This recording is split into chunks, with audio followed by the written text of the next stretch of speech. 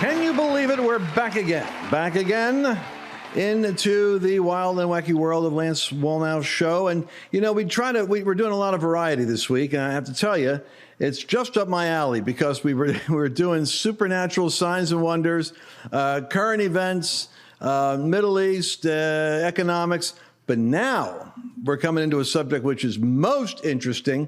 My special guest, Christine Soule, is with me, and she's got such a fascinating life. I met her, of course, as a successful entrepreneur, as a minister with this remarkable ministry for hope for women, which I wanted her to meet my wife because, you know, my wife's got this wild vision for restoring all these lives, but then Christine's doing it. So I meet people all the time that are living the destiny of a vision. And so, but your background, I mean, I'll let you tell your own story because I just want you to know something. For those of you that are deciding, do I want to watch this?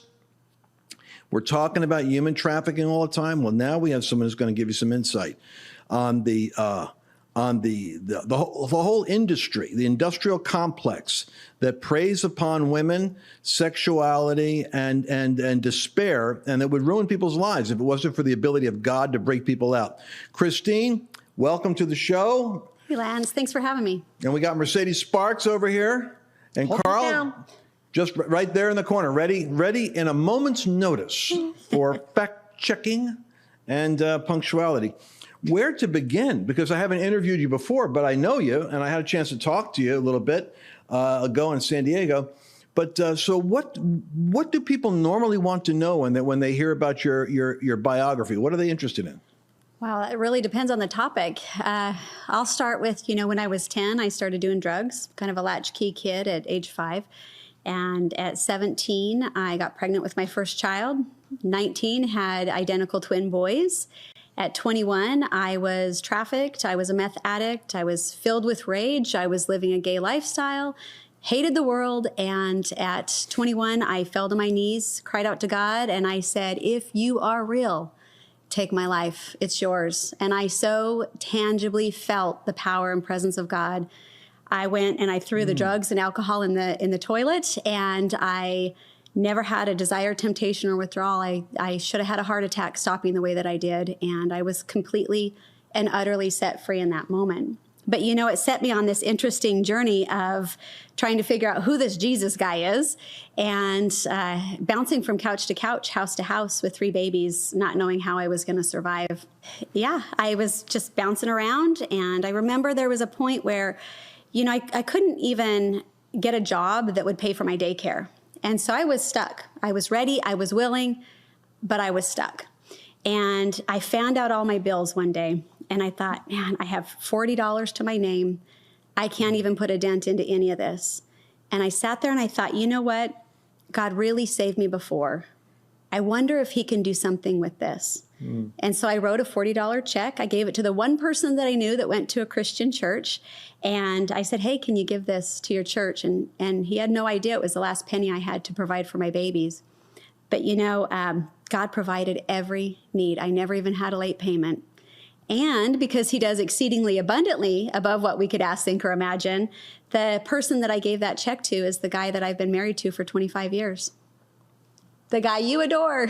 Oh, my gosh. Is that amazing? That is amazing. So, you know, I had an opportunity to really go from extreme poverty to a life of philanthropy for the last 25 years. And about 4.5 years ago, God said, now you do something about it. And so we started a nonprofit. So. Okay, so you started a nonprofit.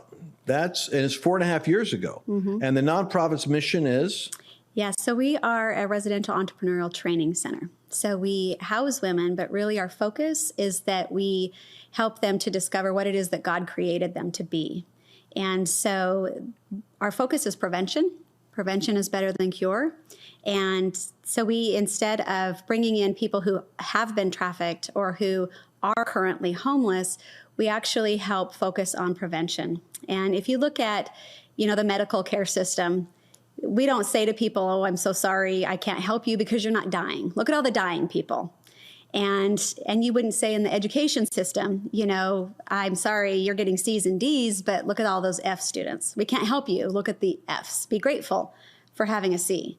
We don't do that in those systems. But, you know, in the social system, we don't help people until they have truly fallen off the cliff. And the problem with that is, can we even get them back? What is the damage that they have to endure before we're willing to help?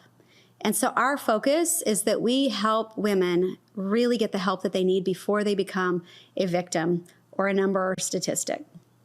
Wow. So give me the, and then Mercedes, let you jump in here, because I see you nodding over there.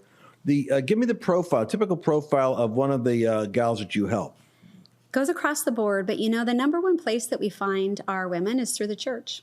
So the church is aware of who's coming in and saying, I don't know how I'm going to make it next month. I don't know how I'm going to pay my bills, or I don't have food for my babies.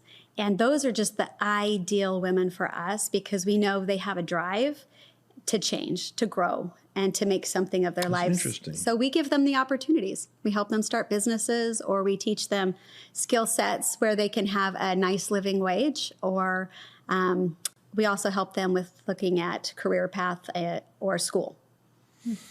Well, there's an amazing distinction, I've had already, just listening to you in a minute, and that is you start with the women that are already looking to God for help and have some history with the church, so that, because in some cases we're starting with people that just have needs, and then of course we make the provision, and then they're back in the roller coaster, they're back in the need zone, and then they even get evicted, and then we have to start all over from scratch, and then we're trying to get them a job and tell them to go to church. And it's like, it's not, we're playing catch up with a lot of people. Yeah, So you learned something there. And Mercedes, what are your thoughts as we're... Yeah, I was just interested, and you kind of answered a little bit of it when we talk about helping and the type of help we're providing. A lot of times in social programs, it's almost like, here's a check, here's some money, and you just kind of hope for the best. But it really sounds like you're actually training them with unique skill sets and giving them, it's that whole mantra of, give a man a fish, he's going to need another fish tomorrow. Teach a man to fish, and he'll have fish for the rest of his life. It sounds like you're actually teaching people how to fish. You nailed it. Mm-hmm. And it's intense. In fact, we just had a new orientation, brought 4 new women in, 3 kids. And, I sat there in orientation and I said, I'm not here to coddle you. This is not what the real world is about. And, I tell them, I'm going to hurt your feelings. I'm going to offend you. I'm going to piss you off. And I'm going to have you create ideas, and we're going to choose somebody else's idea over it. And I said, and I want every bit of it. And with that, we're going to have 1,000,000 victories. But you see, I failed them if I don't teach them how to walk through hard times. I want to be there for them. And even with our life coaches, it's like, I want them to have those moments where they're having a hard time, or they're in tears, because a professor doesn't care if you're overwhelmed. Your boss doesn't care if you're overwhelmed. Mm-hmm. So I want to be there to walk with them through those moments so that they know they can overcome things when they get out into the real world. I love this. So, okay, but you help them figure out what they can do. Yeah. So how do you do that? It's like, as I told Mercedes, it's similar to what her gift is, which is she can meet with someone, which is so ironic, because we've been with people in the course of years where we might even be having an exit interview where we're deciding someone doesn't belong on the team. And she would just go into this weird moment when all of a sudden she gets really interested in it. She switched. Like she was behind the scenes. She's telling me, you've got to make this tough. That's what your job is as a boss. You've got to make those tough calls. And go, all right, let's have that meeting. And then she's sitting there going, now, have you ever thought that you could do this? She's actually putting together what they're gifted to do and how they could make a living. Yes. And it's like she suddenly becomes career coach. And I'm thinking, what is that? And I realized that's a gifting. So I figure you must do the same thing. What do you do? An inventory of their talents, gifts, and abilities, and then kind of like get a sense of what God might want to do, or how does that work? Yeah, one of my big qualifying questions is, if you could do anything in the world, what would you do? And, if I can't get anything, it probably means all of our ladies are either a yes or not yet. They're never a no. But if they can't give me anything, it probably means not yet. If they can give me something, a spark of hope, something that causes them to light up, then I have a direction to start walking in. The other thing is I ask them, what do you hate? What really makes you angry? What made me angry was the fact that I needed help when I had my 3 kids and I couldn't find any. That makes me livid. That became my passion, to want to make a difference so that other people don't have to go through what I had to go through. And so a lot of the time, your gift, your calling is also in what you despise. and it's your job to fix it, to do something about it. So you have two filters I've just learned already. One is you're working within the church, so there's already one filter there. There's a pursuit of God, and somehow they have a track record there. They're going after an answer. Secondly, in your interview, you're even determining if they're ready yet to get involved with you, and they might not be even if they go to church. Yep. Well, there's an aha. See? A little too much mercy there on our end. We're saying, Still love them, but they've got to work. Gotcha. All right. So now, what would you say to somebody that would make them in your your orientation? What would offend someone? What would you say possibly could be offensive to one of the girls you're working with? That would not be an orientation. That would be in our day-to-day. So I mean in your day-to-day. You're warning them this is going to happen. Yes. All right. So how do you do that? When would that happen? Because we are a work program, so we have different steps. We have two sides to it. We have Providence Heights. That is the life coaching, the counseling, the curriculums, kind of discovering who they are and what God created them to be in that area. And then we have the collective side, and that's our business side. And so there's 4 steps on each side. And for the collective side, it's learn, lead, land, and launch. So that learning phase, they come in and they spend 12 weeks learning how to work with the products that we've created, that they have created, I should say. The coffee, they do the marketing, the packaging, they do the labeling, all of the design of it is all of the women. And so we challenge them to start different businesses as well as they can start their own as they advance. But in those first 12 weeks, they have to learn Shopify, ShipStation. They have to do financial peace and debt consolidation. And so it's a challenge. And then the next 12 weeks, in order to go to that next step, that leader step, then they have to now be able to be the teacher that teaches all of the learners. And so they have to teach the classes that they just learned. And then in order to go to the next step, the land step, and that's where they really start to go, okay, what do I want my career path to look like? I've learned all of this information. I've learned how to build a website, how to do Adobe, how to do QuickBooks. And now what do I want to do for my career path? So they focus on that, but then they also are overseeing the new leaders who are watching and caring for the new learners. Then the 4th phase is they go into the launch phase, and that is solely focusing on their career path. And they can exit at that point, or they could do a second year that is all just completely their career path. What does that mean, their career path, year 2? So, for instance, I will show you my lovely bracelet. So this is a gal. Her name is Christy, and she came in. She was one that also had tried to get the help that she needed, and she could not get any help. She had a little one as well. And this girl had gone to a shelter that would not take her. They dropped her off in the middle of the night at a bus stop. There she was gang raped. And after that is where she actually ended up finding our organization. She's breathtaking. She's amazing. We helped her in just really that discovery process. But, she used to make bracelets as a child. That was her passion. And so she started making bracelets again. She's now in 2 different boutiques, and she's having conversations with Nordstrom. So this is a woman who couldn't figure out how to get by, and she is talented and beautiful and amazing. And in fact, we loved her so much, we hired her as staff, and she has other ladies making her bracelets now. So the career path would be, if they did a second year, she could just focus on that. And we help them figure out how do they get their business license, how do they figure out the finances for it, that kind of thing. Wow. How many ladies have you put through this so far? So we have 19 that have gone through, and 19 that we have now total in our facility, and that's with their kids. So... Oh, they're in the facility right now with the kids? Yeah. We've been 4.5 years is when God put it on my heart, but we've only been established for just over a year. We got our building. So we started for about 3.5 years just figuring out what the program would look like, the process, procedures, the staff, and then we found a building a year ago. Are the moms and the kids in a facility that you've got, or? Mm-hmm. Yes, they live there. They live in community. It's absolutely amazing.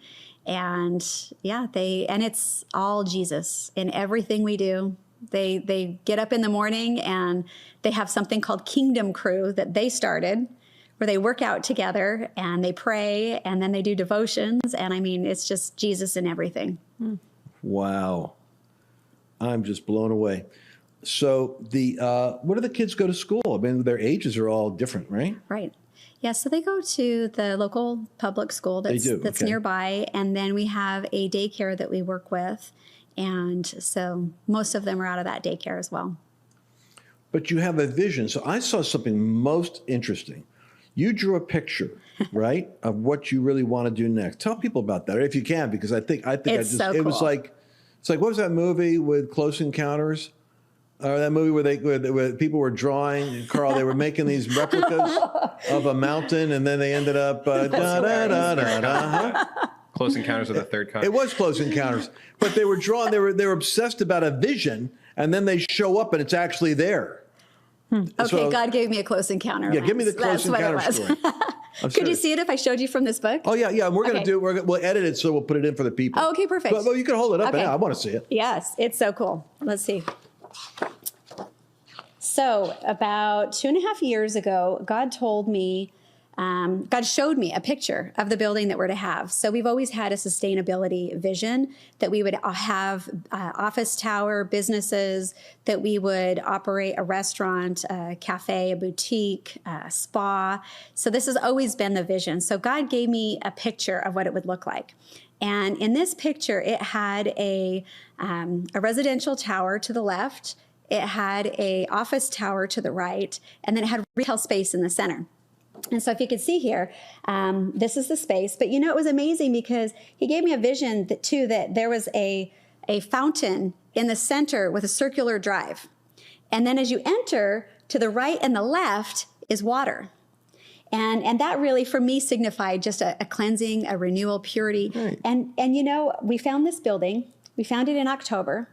And if you look to the left, that is the residential tower. To the right is the office. And this is the retail space. It already has a restaurant and a spa. It has a huge open space. It already has a restaurant and a spa. It's crazy. And it's got a fountain out front. Yes, there's a fountain with a circular drive. And to the right and the left, it's water. that crazy? Crazy people. That'd Come be our on. building. That's when God gives you a vision. You guys see that? Yes. Did you see that? It's That crazy. blows my mind. There's no odds that could do that. It's like remote viewing. Oh, I see. But you got the vision, and you actually, I guess God led you to the property that he was putting into your spirit. Yeah, completely. How far is it from where you are? I mean, It's about 40 minutes from where we are. And it's perfect. It's 97 rooms. And the top floor, we always had a vision for a church, a daycare, and a school as well. The top floor is almost completely open, like it was created to be a church. The next floor down is like schoolroom sizes. And the next floor down is like daycare sizes, tiny little rooms.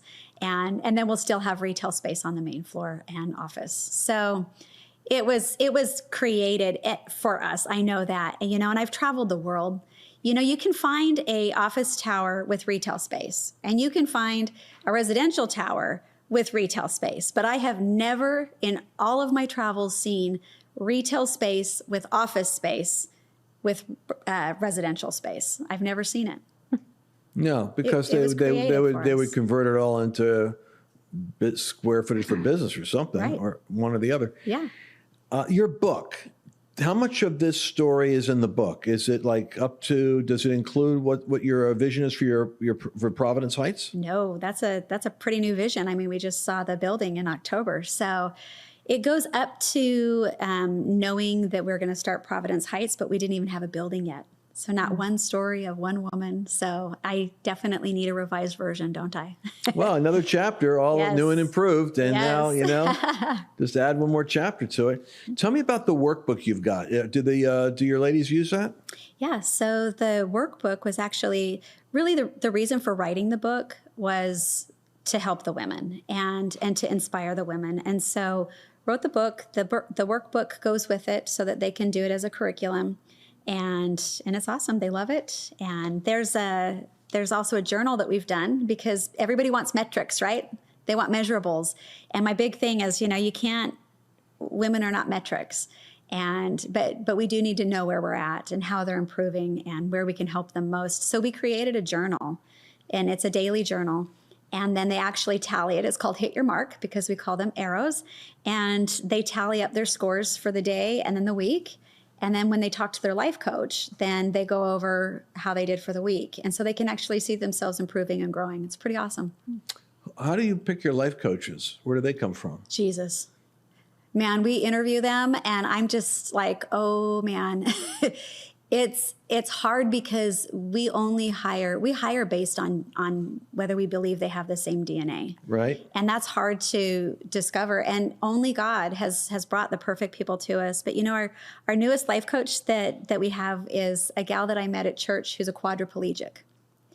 And I had said to her, yeah, I'd love to hire you. And she's like, she's never had a job in her life. And she's like, I don't have the training. I'm not licensed. And I said, would you get licensed? And she goes, well, yeah. But she goes, I don't know that I'm qualified. I'm like, your life. You are the greatest example. She is the most joyful person you could ever meet. She's so forward moving. She lives independently as a quadriplegic. Like I could never complain after meeting her. So what better person to really cast vision and help But it also these women. says something about you. I mean, you have it in your DNA to redeem people from situations that, apart from God, they never get out of. Yeah. So it's like you just do that. That's part of what you're gifted to do. I'm passionate about finding out what it is that people love and drawing out the best in them and watching them grow and flourish. And Well, I'm curious about your journal. Could you read me a couple of the categories that's in the journal? Sure. Because I'm going to let people know how they can get a hold of it. yeah, all of this is on Amazon. So this is what they look like. So it's how am I doing tonight? So this is what they do in the night. And it's their care total, Christ total, and collaboration total. So you have peace, joy, confidence, sleep, and self-control. This is monitoring how did I handle my day. And then this is your Christ total. It's Bible, prayer, sharing, presence, and the calling. Are you talking to people about Jesus? Are you discipling? And then collaboration is community, serving, relationship, collective, and career. And so how are they doing on that path? And then some of the things, it's just, this has scripture. And then you write your priorities for the morning, what you're grateful for in the evening. What did I accomplish? What was a struggle for me? How did I go out of my way for others? And what are your impact moments for the day? And then they have some different things at the end of the week, and they kind of tally and contemplate things. I love it. It's a lot of fun. I think that's just fantastic. I enjoy doing it. So they can get a hold of the book. The name of the book, the title of the book is? The book or the journal? Both. So the book is called Broken and Beautiful, and the journal is Hit Your Mark. Fantastic. Mercedes, you have any thoughts, anything? And Carl, I'm going to give you guys one bonus round while I'm wrapping up. I think there's going to be women who see this broadcast and think to themselves, I really need help too. And they're going to want to figure out how to get in contact with you. So is that something that your organization is doing right now? And if so, do you want to provide contact information for that? Oh, absolutely. So if you go to providenceheights.org, there's an application button that you can click on, and it tells you all about the organization. And I think the number one thing is people feel like, well, I don't know, I'm not that bad. And when people contemplate, I'm not that bad, they're probably that bad. So I would say just look at the website and see what we offer. I had one girl who actually has a business already. She does candies. And I said, she goes, I don't know that I really need it though. And I said, well, it shows here, this is what your income is. And she goes, yeah. And I'm like, so can you survive? And she goes, no. And I said, we can help you with your business. And so we're going to help her business to Oh my to gosh, soar. with my audience. Yeah. Get ready, honey. I got a great tribe of people out there. I'll bet you there's a ton of people going to come your way. Well, if you got a passion to grow and you're ready to be a part of a community and help others thrive, you're going to see yourself living abundantly yourself. That's why I wanted you on the show. I wanted them to hear your spirit and listen to your vision. Yep. Also, I want to throw in there, I think people are going to want to also partner with this vision because clearly you've written it down, made it plain so other people can run with it. So if they're interested in helping you build that building so that you can serve more women in need, more small families, is that going to be the same web address? Yes. Perfect. Absolutely. Yep. All right, so they'll be able to go to, once again, the web address is? ProvidenceHeights.org. All right, and we're gonna make it so that people can know what to do when they go there to help Awesome. support that. Carl, do you have anything else you want to throw in there? I have some questions that I'll save for after the broadcast. I'm curious about working with social engineers, people who basically pimp out these women. I know that you're more focused on the Christian church-going community, but I'm curious about follow-up steps for those women who are so ingrained in the society, I guess, and like that Absolutely. culture. But yeah, I'll save that for off camera. Thank you so much for Got a coming lot on. to say on that one. Yeah.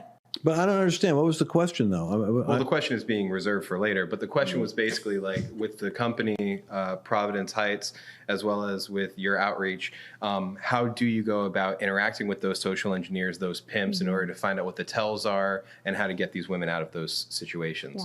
But we're already over time, so unfortunately, that'll just have to be for a separate conversation. Right. Well, and that's a little bit different because you're meeting them in church already. So Yeah. you get it. But Whole- I'm sure as an evangelist, you can't help yourself. You're Everywhere I go. everywhere you go, you're finding Yes. stories to tell. All right. Well, I love this program. So y'all want to be able to make sure you follow up on this, get a hold of that book. Do you have any social media?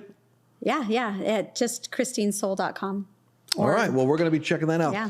And we're going to have to wrap this up right here. But I want to remind all of you that are watching this that, I always admire is how Ben Shapiro can go seamlessly into a sponsorship commercial, and it's like effortlessly done. But so I'm gonna say this is where I want you guys to go. With all the disruption in the food supply and the anxiety that's happening right now, we in our own office have an endless amount of 5 or 6 different types of homegrown leafy vegetation that's fresh, and literally it's growing in the office. This is the amazing thing. You want to be able to go to lancewallnau.com/garden. And you're going to be able to see what we're doing in our homes and in our office to get our own way around the anxieties of a food supply and a food chain and supply chain issues. We're growing around. It's like Jurassic Park back there, people. Check it out. We'll put a picture up for you. That's lancewallnau.com/garden. See you again tomorrow. Did you enjoy this latest episode? Please remember to share it with your friends, because the more knowledge you have,